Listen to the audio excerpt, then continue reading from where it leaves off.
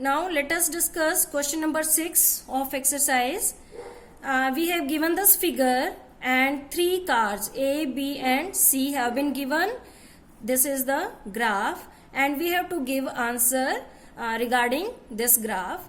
So I have drawn this graph and this much, and I have drawn all the 3 cars with different colors. This is car A, B and C. Now question number 1, that which of 3 is traveling the fastest? So which of 3 is having maximum slope?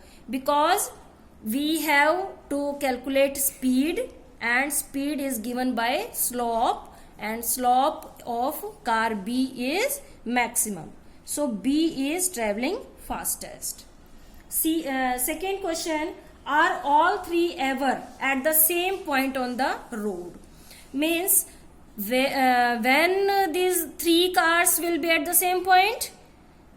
That point where all the 3 cars are intersecting.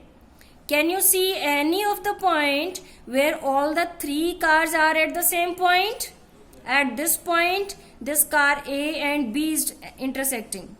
At this point, car C and A is intersecting. But there is not any point where all the 3 cars have the same point. So, answer is no. These all the 3 cars are not intersecting at the same point. C is, how far has C traveled? Now, question is how far? Far means distance. C traveled when B passes A. When means time. So, B passes A. First of all, we will calculate time when B passes A. This is B and this is A. Passes means they are intersecting. So, they are intersecting at this point. So, first of all, we will find when means what is the time when they intersect. So, at this point, we will put a scale and we will draw a perpendicular to find that time. So, that time is this 0.8 hours. Okay. And we have to tell that how far C traveled. Means corresponding to this time, we have to find far. Far means distance traveled by C. So, this perpendicular is intersecting C at this point. So, whatever we have to find, we have to put perpendicular on that axis. So, we will put a perpendicular on distance axis because we have to find the distance. So, what will be the value of distance? That is 8 kilometer.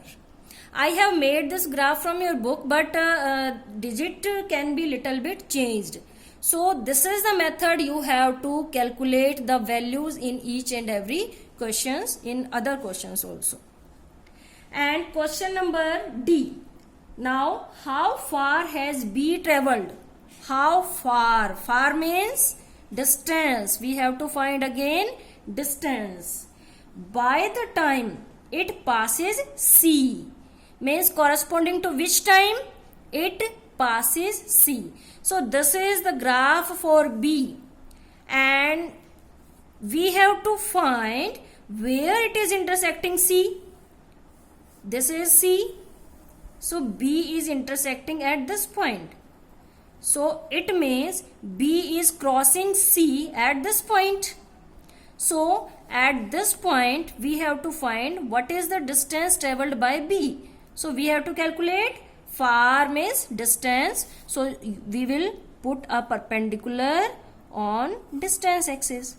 So, we will read this value and that will be the value of our distance traveled by B when it passes C. Now, question number 8. The speed time graph for a car is shown in figure. This is speed, this is time. Find how far does the car travel? Far means distance. In the first 4 seconds. So, this is time 4 seconds, and we have to find how far. Far in speed time graph, far means distance. Distance means we have to find the area under this curve. So this is the curve, and we will mark some suppose A. So we will write the answer that area under curve OA. This area under curve OA will tell about the distance traveled by car.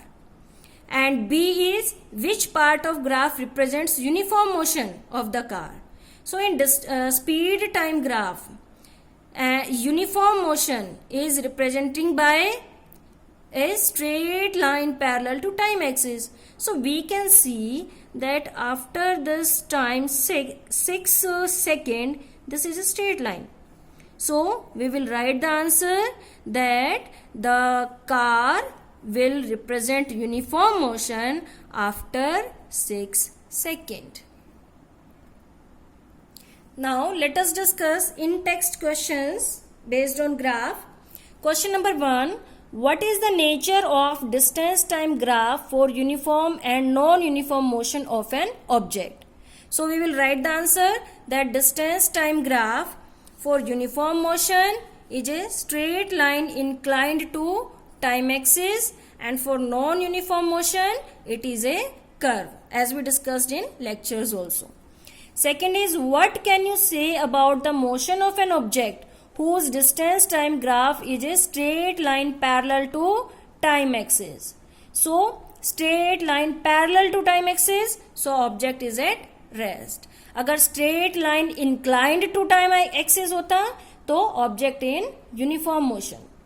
और अगर इसी question में distance time graph न होकर velocity time graph होता, velocity time graph is a straight line parallel to time axis, so the motion would be uniform motion. So remember this fact properly. Then third question, what can you say about the motion of an object if its speed time graph is a straight line parallel to time axis? This is object is in uniform motion. And last question, what is the quantity which is measured by area occupied below velocity time graph? So it will be displacement. Thank you, students.